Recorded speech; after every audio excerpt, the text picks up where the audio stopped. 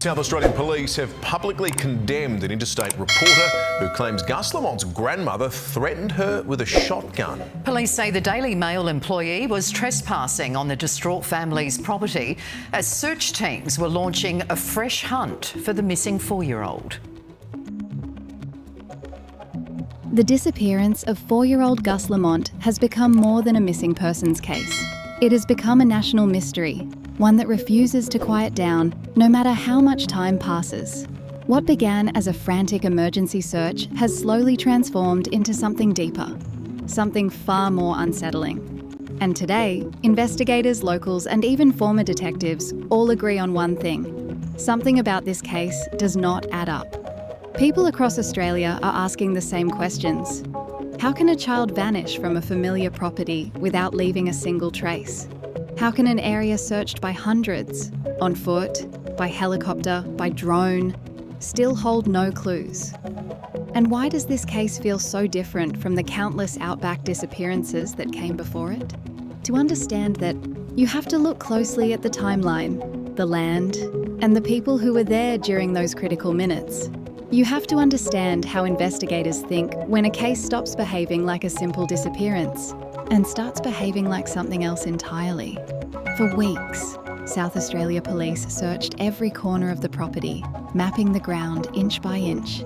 But what they didn't expect was to come away with absolutely nothing. No boot prints, no clothing, not even disturbed soil. That complete lack of physical evidence is what pushed many investigators, past and present, to re-examine every possibility, even the ones nobody wanted to consider. And before we go deeper, before we break down the new angles investigators are quietly reviewing, I want to say this clearly. If you're following this case and want to stay updated on every development, make sure you're subscribed, because this story is moving fast and every detail matters. And together, we're going to piece this timeline apart until the unanswered questions finally make sense. What makes this case so unsettling, even to seasoned investigators, is not just the silence. It's the way the silence behaves. It's too clean, too complete, too absolute. Usually the outback tells a story, but here, the land says nothing. And that brings us to the question many believe sits at the centre of the entire investigation. A question police won't say publicly, but one that former detectives are openly hinting at. A question that could completely reshape the direction of this case. We'll get to that. But first, we have to walk through the moment everything changed. For weeks, the search for Gus followed one clear assumption: that he wandered off. That a 4-year-old simply walked beyond the homestead, got disoriented, and kept moving until he could no longer be found. It's the most common explanation in remote cases. It's the one families cling to, and it was the one police publicly focused on. But behind the scenes, the mood began to shift. The turning point wasn't dramatic. It wasn't one big discovery. It was the absence of discovery, the absolute lack of anything that supported the wandering theory. Search teams who've worked dozens of outback disappearances said something they rarely say. This doesn't behave like a walk-off. Every detail contradicted it. The ground around the homestead was soft red dirt, the kind that records footprints deeply. Helicopters circled low with thermal cameras designed to pick up the smallest heat signature. Drones scanned gullies, wells, abandoned machinery, roads, dams. Volunteers walked in tight formation, shoulder to shoulder, covering strips of land multiple times. Yet the only physical clue was a single footprint near the home. Only one. No trail, no direction, nothing to suggest movement outward. That's when investigators, and later former homicide detective Gary Jubilant, started publicly addressing the shift. They didn't call it suspicious. They didn't accuse anyone. But they acknowledged what everyone already knew. A disappearance without evidence forces investigators to consider a disappearance that didn't happen naturally. And this is where the case splits into two worlds. The official police operation, cautious, methodical, unwilling to speculate, and the quiet, behind-the-scenes analysis from experts who've seen cases like this before. Those experts all said the same thing. When the landscape gives you nothing, you start looking at the people. It was that moment, when the ground search turned up 0, that investigators realised the story they were working with may not be the story that actually happened. But here's the part that matters most. Even though the search scaled back, the investigation intensified. More interviews, more digital data pulled, more timelines rebuilt, more phone towers checked. This case didn't slow down, it sharpened. And if you want every update as this investigation tightens, new analysis, new interviews, new forensic reviews, make sure you're subscribed. The more eyes on this case, the harder it becomes for the truth to stay hidden. Because from this moment forward, everything changed. And the question was no longer simply, where did Gus go? It became, how did he disappear without leaving a trace? And that shift is what opened the door to the next development, one that investigators rarely talk about publicly, but one that plays a critical role in cases like this. One of the most overlooked developments in this case is how investigators turn to something modern search teams now rely on heavily: digital timelines. Not rumours, not theories, not assumptions, but hard data, the kind that can't be twisted or misremembered. Authorities began quietly reconstructing a minute-by-minute breakdown of everything that happened leading up to Gus's disappearance. And when that process began, something became immediately clear. The timeline wasn't adding up as cleanly as expected. The first red flag: gaps in the hour before anyone noticed he was missing. Investigators looked at phone activity, vehicle movement, communications device, pings, door openings, power, usage patterns, app timestamps, all the digital breadcrumbs people leave behind without realising it. And those records painted a picture, but not a complete one. There were periods of time that didn't match what was initially believed. Small gaps, odd silences, moments that should have activity, but didn't. These gaps weren't long, but in a missing child case, 10 missing minutes can be massive. The second red flag: conflicting motions around the property. When devices move, they leave digital signals. Wi-Fi handoffs, Bluetooth patterns, tower triangulations, app location checks, smart home logs. Investigators discovered movements and non-movements that didn't fully align with the idea that a child simply wandered off unnoticed. There were unexpected periods of stillness and then sudden bursts of activity afterward, the kind that raised eyebrows among digital forensics experts. The third red flag: a window of time that felt too quiet. In nearly every missing child case, there's a period researchers call the silent window. It's the moment something critical likely occurred. In this case, that window was shorter, which should make events easier to reconstruct. But the digital timeline was still oddly thin. This doesn't prove wrongdoing. It doesn't accuse anyone, but it does suggest that investigators needed to look deeper, because digital records rarely lie. And when they show inconsistencies, it means the physical world didn't match the electronic one.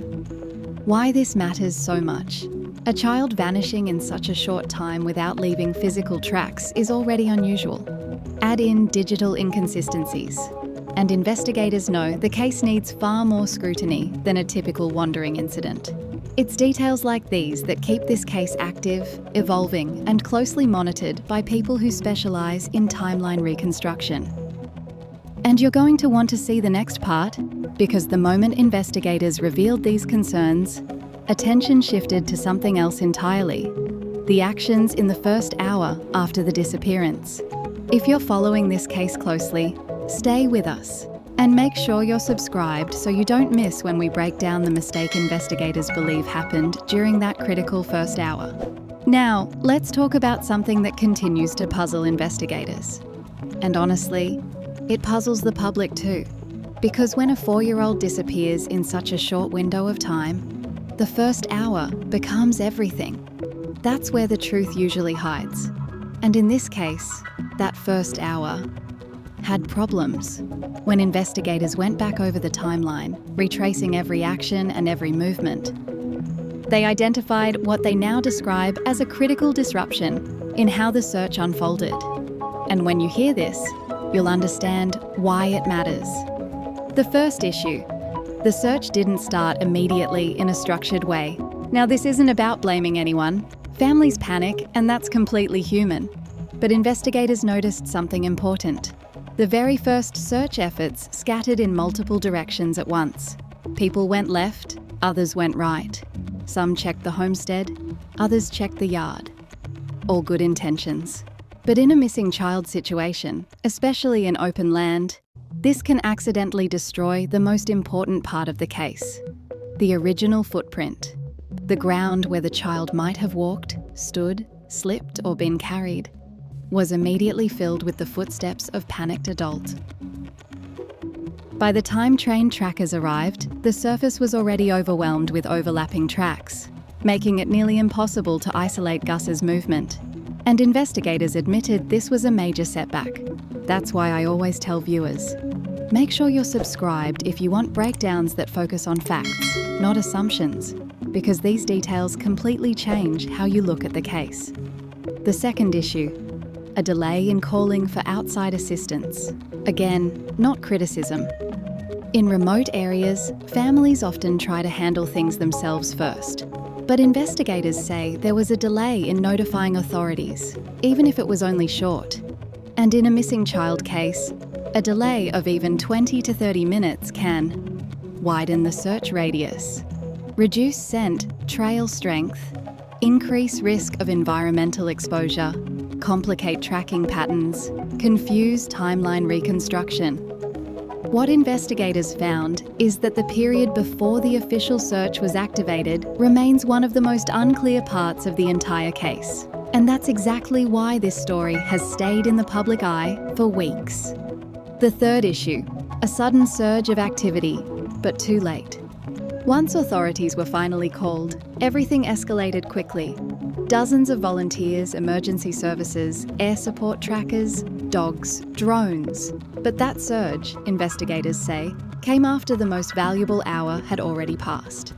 That first hour, the one window where footprints are fresh, clothing fibres are still unscattered, and scent trails are strong, was already gone. By the time trained experts arrived, the land had been stepped on, driven on, and searched by well-meaning people following instinct rather than procedure. And this single misstep is something investigators quietly note as one of the biggest obstacles they faced. Now let's move into the part of this case that continues to challenge investigators. And honestly, it challenges the public too. Because after weeks of searching, hours of interviews, and a massive operation, there is still one question that nobody has been able to answer. How did Gus leave the homestead area without leaving a single clear trace? And this question is what keeps the case alive, Taten. Investigators have repeated it themselves. Everything they know about missing child cases tells them there should be some indication of direction. A footprint, clothing fibre, a disturbed bush, a drag mark, a broken twig, a partial scent trail, something.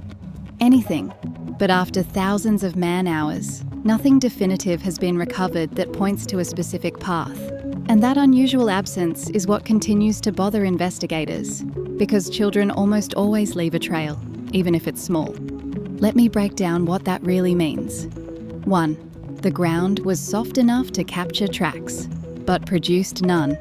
Search teams described the area around the homestead as loose dirt sandy patches, areas with dust areas with light debris. All of these surfaces normally show some form of disturbance when a child moves across them. Yet investigators found no clear track that could be confirmed to belong to Gus. That's highly unusual. And if you're watching this and you follow true case investigations, you already know children do not vanish silently. They leave small disturbances behind. But in this case, investigators are still asking why those disturbances aren't showing up. If you're following this breakdown so far, make sure you're subscribed. It really helps us keep covering cases like this responsibly, without guessing or sensationalizing. 2. The scent trail started, then stopped. Tracking dogs were deployed early in the investigation. Handlers reported something investigators found extremely significant. The scent trail didn't continue past a certain point. Not that it led somewhere unexpected. Not that it went in circles. Not that it pointed toward water. It simply stopped. And scent trails don't just disappear unless the target was lifted off the ground, environmental conditions disrupted the particles, or the original trail was unintentionally contaminated. Investigators haven't publicly committed to any one explanation, but they have acknowledged this is one of the most challenging aspects of the case. 3. No object from Gus was ever recovered. In most missing child cases, searchers eventually find something: a toy, a sock, a hat, a bit of fabric, a footprint near mud or foliage. Here, nothing. And when you combine no direction of travel, no confirmed footprints, no dropped items, no belongings carried by wind, no signs of distress and no scent continuation, you end up with one of the biggest questions investigators still cannot answer. How did a 4-year-old move away from the homestead in a way that left no visible evidence behind? That's the question that keeps this case open, and that's the question that makes this investigation stand out from so many others. At this stage of the investigation, there are 3 possibilities that investigators still quietly keep on the table. They haven't confirmed any of them, but they also haven't fully dismissed them, because each one explains part of the mystery, but not the whole picture. Let's break them down clearly. 1. The possibility of a longer walk than expected. One explanation investigators have considered is that Gus may have walked farther than anyone predicted. Experts use something called a survival radius, which estimates how far a child can travel at a certain age. But the terrain around the homestead is huge, rough, unpredictable, full of gorges, dips, and uneven ground. If he walked into a deeply uneven area or a natural depression, he could have moved out of the main search grid without leaving obvious signs behind. But even if this happened, investigators still expected at least some trace to show up: a footprint, a scuff, or a broken branch. And that's why this explanation remains possible, but incomplete. Before we go deeper, if you appreciate fact-based breakdowns without guesswork, make sure you're subscribed. It helps more than you think and allows this channel to keep covering real cases responsibly. 2. A sudden environmental factor. The second explanation investigators consider is that a natural element may have disrupted both footprints and scent. This could be wind sweeping away surface tracks, dust covering any impressions, shifting soil, animal interference, temperature changes, affecting scent particles. This type of event isn't uncommon in the outback. But here's the issue. Even when wind or dust interferes, investigators usually still find partial tracks or inconsistencies on the ground. In this case, they didn't. So again, possible, but not fully convincing. 3. The unexpected movement theory. The third explanation isn't about someone else being involved. Investigators have stated clearly that they found no signs of foul play. Instead, this theory is about something happening that caused Gus to move in an unexpected direction. Examples could be an animal appearing nearby, a sudden distraction, a noise that drew him, a moment of curiosity, confusion about where his family was. Children at that age don't think in straight lines. They don't follow paths. They wander based on emotion and reaction. This means he may have moved in a direction search experts weren't initially prioritizing. But even with that, investigators expected more physical signs. And that's why this remains a possibility, but not a full explanation. Why all 3 remain on the table? Because right now, no single explanation answers this entire mystery. But each one fills in a few pieces of the puzzle. He could have walked farther. Environmental factors could have erased evidence. He may have moved in a direction nobody expected. And investigators continue to keep all 3 in play because they still hope that returning to the area with fresh analysis will reveal something they missed. Here's the part of the case that even investigators struggle with. Because when you lay out all the search results, nothing perfectly matches any of the explanations. And this is where the contradictions start to build. Let's break it down together. 1. The ground search didn't match the walking theory. If Gus had walked a long distance, search teams would have found some kind of track-disturbed soil, small impressions, vegetation bent in a certain direction, but they didn't. Not even one confirmed footprint. Experts have said that even with wind, dust, or time passing, you'd still expect something. The land didn't look disturbed. It didn't look travelled through. It looked untouched. So the long walk theory doesn't fully match the physical evidence. Before we move on, if you want updates on this case without the noise, make sure you're subscribed. It keeps this investigation alive and helps more people stay informed. 2. The weather doesn't match the track removal theory. Investigators also looked at weather patterns. The winds on the day Gus disappeared weren't strong enough to completely erase multiple footprints, weren't sustained for long stretches, weren't followed by rain, which is what usually wipes tracks clean, so the idea that the environment completely removed all evidence also doesn't perfectly fit the conditions of that day. It explains some things, but not everything. 3. The search dogs didn't match the distraction theory. If Gus had moved suddenly because of a distraction, an animal, a noise, anything, then the scent dogs should have been able to follow his direction of travel. But they didn't. Handlers said the scent moved slightly and then dropped off completely in a surprisingly short distance. This is one of the most unusual parts of the case. Scent usually drifts or fades gradually. Here, it seemed to stop altogether, which means the unexpected movement theory explains his behaviour, but not the scent pattern. 4.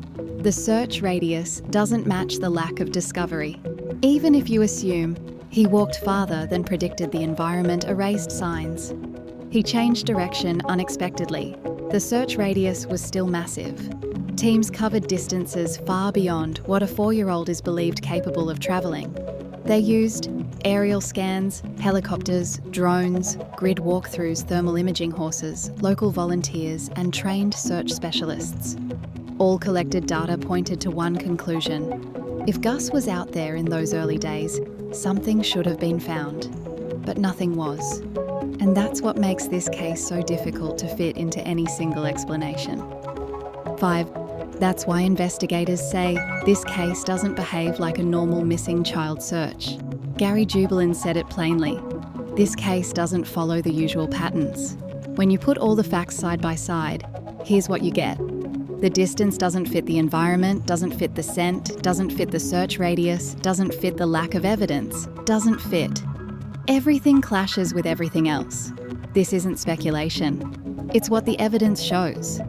And that's why investigators continue reviewing every angle without dismissing anything too quickly. When you look at everything investigators have said publicly and everything they haven't said, there are 3 specific moments in the timeline that keep coming up. Not because they're dramatic or mysterious, but because these are the only moments where the story can actually break open. Let's go through them one by one. Key moment 1, the final confirmed sighting. This is the moment everything in the case rotates around. Investigators keep returning to one single question. What exactly happened in the few minutes after he was last seen? That short window matters because the yard was visible. There were no signs of panic. Nobody expected anything unusual. It was a completely normal moment in a normal day. And then, silence. This moment is so critical because if something happened here, it means the event wasn't caused by distance or weather or wandering. It means it happened close. Before I go further, make sure you're subscribed so you don't miss the next parts of this breakdown. This case is moving fast and every update matters. Key moment 2, the first call for help. A lot of people underestimate how important this moment is. Investigators always analyse who made the call, the exact time it was made, what was said, who was nearby, who wasn't, and whether the response lines up with the timeline. Why? Because the first phone call often reveals the true level of panic, urgency, and understanding of the situation. In a normal child disappearance, the timeline is tight, the story is consistent. There's usually no confusion about who did what first, but here, investigators found details they needed to check and recheck. Not because someone did anything wrong, but because small differences in early statements can completely reshape the timeline. Key moment 3, the first 30 minutes of searching. This is the moment that investigators quietly treat as the turning point. Here's why. When someone searches for a child who's just walked off, they usually search in predictable directions. But investigators noticed. Certain areas were searched quickly, other areas weren't approached. Some details didn't align perfectly across early interviews. Again, not accusations, but clues. Detectives always say, it's the first 30 minutes that tell us the most. Because once police arrive, once volunteers pour in, once panic takes over, everything becomes harder to track. So they've reconstructed who searched where, who stayed close to the house, who walked outwards, which routes weren't taken right away, which areas were avoided or reached later. And that reconstruction is one of the reasons this case has shifted directions over time. So why do investigators believe these 3 moments hold the real answers? Because if something unexpected happened, it had to happen. Right when he disappeared, right before help was called, or right during the first minutes of searching. Everything after that is noise. Everything after that is case. Everything after that is guesswork. But those 3 moments, those moments are clean, raw, and closest to the truth. And that's why the case is still open, because there's something in those minutes that investigators haven't fully connected yet.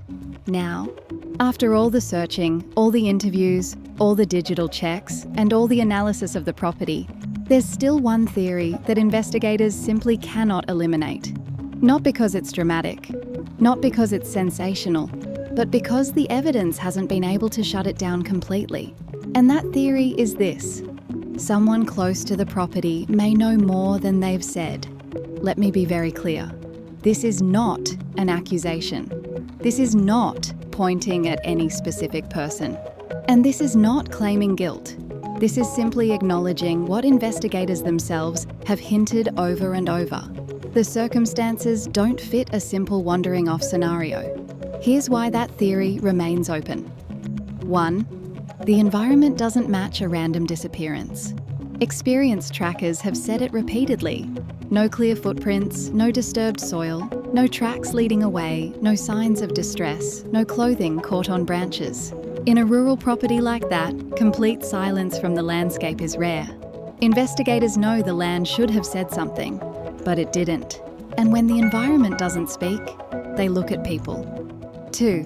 Early movements and early statements matter a lot.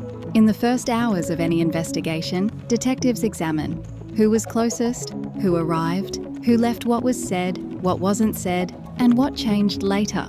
Not because they expect wrongdoing, but because the truth often shows up in the small details. And in this case, a few small details still need clarifying. That's why this theory remains active. Also, if you're still with me, please like, subscribe, and comment so this case stays visible. Your engagement truly helps keep this story alive. 3. The timeline has gaps that don't fit neatly together.